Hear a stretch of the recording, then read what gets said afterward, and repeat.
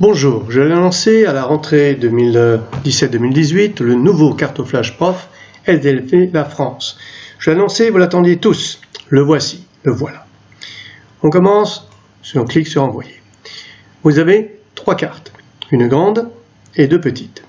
En passant votre souris sur la carte, vous voyez très bien que l'on découvre les départements. 2 possibilités, des cartes avec des plages colorées et des cartes avec des cercles proportionnels. Les deux se superposent bien entendu. Carte avec des plages colorées. On clique dessus. Vous avez le choix entre plusieurs catégories. Nous prenons la première, densité. Vous avez toute une série de cartes qui sont possibles. On va prendre la première, densité en 1931. On clique sur une palette de couleurs, un nombre de paliers et on vous invite à cliquer sur le bouton vert et voilà votre carte. Cette carte, vous pouvez l'exporter soit en haut, soit en bas, pour pouvoir la comparer avec une autre. On l'exporte ici, et on crée une deuxième carte, on reprend les densités, et on passe à 2010, et on le met toujours dans les mêmes coloris, toujours avec des paliers 5, et on compare. Voilà, vous pouvez comparer ces deux cartes. Alors, grosso modo, c'est la même chose. Grosso modo, c'est la même chose, mais dans le détail, évidemment, on pourra l'affiner. Mais ce n'est pas tout. Sur ces cartes, on peut dessiner. On clique sur le bouton dessiner et vous avez là toute la palette que vous connaissez déjà à travers les mini-cartos. Vous avez toute la palette. Ici, tout ce qui est pour le dessin et ici, les fameux symboles qui sont déjà préenregistrés. Alors, par exemple, avec un trait, bon, on va mettre rouge, on peut très facilement repérer ici le Nord-Pas-de-Calais, ici l'Alsace, on peut même l'entourer. Et on peut aussi mettre une ellipse, et pourquoi pas. Voilà. Etc. Donc tout ceci est possible, vous pouvez l'effacer, au fur et à mesure, tout effacer, et vous pouvez aussi enregistrer votre dessin comme sur les mini-cartos. Vous pouvez, je répète, mettre carrément un cercle ici, voilà. Vous avez un cercle qui est dessiné, et pourquoi pas un aéroport, on va avec l'aéroport ici de Bâle-Mulhouse, voilà, l'aéroport de Bâle-Mulhouse. Tout ceci est possible très facilement et très rapidement. Vous avez aussi toujours la possibilité, mais vous le connaissez maintenant très bien, d'avoir une carte schématique. Ici, la carte schématique que vous pouvez, avec du jaune, par exemple, complètement remplir. Et voilà, ma France en jaune, avec la petite Alsace qui ressort, et bien sûr, l'aéroport de Bâle-Mulhouse. Vous pouvez aussi, mais vous le savez très bien, mettre des carreaux de cahier par-dessus pour essayer de repérer où se trouve effectivement ici l'aéroport de Bâle-Mulhouse.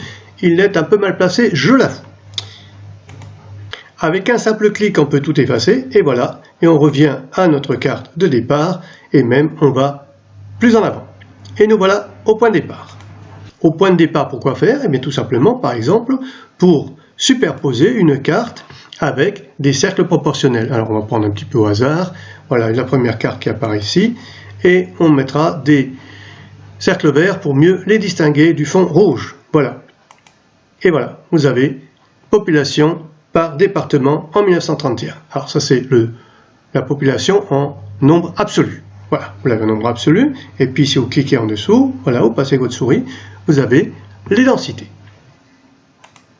Mais là aussi, vous pouvez très facilement mettre des carreaux de cahier dessus pour repérer un endroit précis, et bien sûr, mettre toujours notre contour schématique qui est la fabrique de la maison, la marque exacte, au-dessus de votre carte. Mais ce n'est pas tout. Tout cela, on peut l'effacer en un seul clic. Et voilà, tout est reparti. Sauf bien entendu les contours que l'on décoche séparément. Alors, autre possibilité très intéressante, on reprend par exemple toujours la densité, mais cette fois-ci en 2010. Où sont les habitants en 2010? Voilà, on va recréer la même carte. Et puis on peut superposer des couches. Voyez-vous? Alors évidemment, le petit bonhomme vous dit ne superposez pas toutes les couches, ça n'a pas de sens. Un enseignant l'avait fait, enfin c'était une enseignante, elle l'avait fait un jour. Bref, passons. Donc on part sur cette carte-là, densité, et on peut, par exemple, mettre les principales villes. Voilà, nous avons les principales villes. En passant votre souris sur les cercles représentés villes, vous avez en haut, juste sous le bonhomme cette fois-ci, marqué le nom de la ville. Marseille, et nous avons toujours le Mulhouse ici, avec Paris, bien entendu, pour le... Non. Je le dis quand même pour le PSG. En cliquant sur la petite flèche, on repart, mais on conserve sur notre carte les différentes couches qu'on a mises. On peut en mettre beaucoup. Alors, plus important encore, regardez voir, on laisse les villes par exemple, et on a ici une couche très intéressante, c'est la couche du vrai relief. Alors elle est très intéressante parce que c'est le relief tel qu'on le retrouve dans la plupart des manuels. Et là, on a une possibilité d'éclaircir. Regardez voir ce qui se passe. Si j'ai mon fond de carte sur la carte d'identité, je ne la vois pas, la carte d'identité, mais je peux l'éclaircir. Regardez, très rapidement. Je vois apparaître, voilà, je vois apparaître les densités et le relief existe toujours.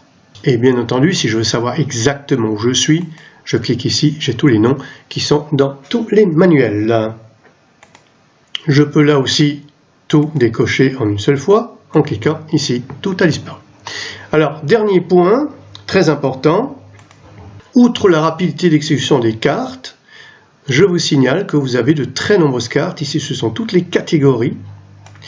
Et, prenons par catégorie, vous avez, pour toutes ces catégories, vous avez de nombreuses cartes qui peuvent être réalisées. Alors, les cartes sont nombreuses, elles atteignent pratiquement le millier. Enfin, il y en a qui sont assez intéressantes et assez curieuses, par exemple, pour les élections présidentielles. On va aller voir élections présidentielles. On va prendre Macron, par exemple. Regardez, on va trouver des curiosités. Voilà, présidentielle, Macron. Qui a voté pour notre président? Mais ce qui est plus curieux, c'est qu'on peut mettre par-dessus ces cartes d'autres données. Elles se trouvent à l'intérieur, bien sûr. Ici, on peut trouver si les gens ont des salaires importants ou pas, s'ils sont en bonne santé, est-ce qu'ils ont voté oui ou non pour notre président. Curiosité. Voilà, quand vous faites une erreur, on vous dit que ce n'est pas fait. Oui, on a oublié, on n'a pas tout fait. On n'a pas cliqué sur la vraie carte qu'on voulait. Celle-là, par exemple. Voilà. Nombre d'établissements de santé. Quel rapport avec le vote de Macron? C'est peut-être pas innocent. Regardez bien. Vous allez trouver plein de choses comme ça. C'est curieux. Ça va vous plaire. Voilà, il ne me reste plus qu'à vous souhaiter un bon usage de ce logiciel qui est totalement gratuit, qui est disponible pour les Mac, les PC et bien sûr tous les appareils qui fonctionnent avec Android, du smartphone jusqu'à la tablette. Utilisez-le, abusez-en au maximum, mais surtout apprenez. Il y a plein de choses à apprendre là-dedans. Bonne chance!